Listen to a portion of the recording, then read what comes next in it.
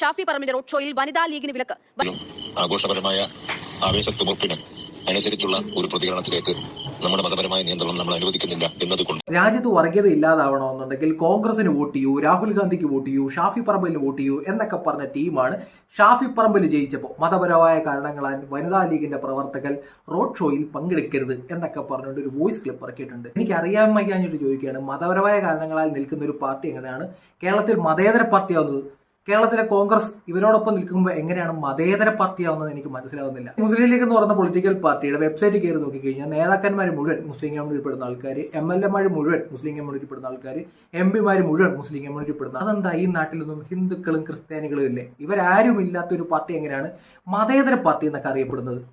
നിങ്ങൾ BJP പ്രതിരോധിക്കാൻ വേണ്ടി കോൺഗ്രസിന് വോട്ട് ചെയ്യൂ എന്ന് പറയാൻ നേരത്ത് ഇതുപോലുള്ള ആൾക്കാരെ ചേർത്ത് പിടിച്ചിട്ട് നിങ്ങൾ എങ്ങനെയാണ് വർഗീയതയ്ക്കെതിരെ സംസാരിക്കുന്നതെന്ന് എനിക്ക് മനസ്സിലാവുന്നില്ല. രാഹുൽ ഗാന്ധി ആയാലും ഷാഫി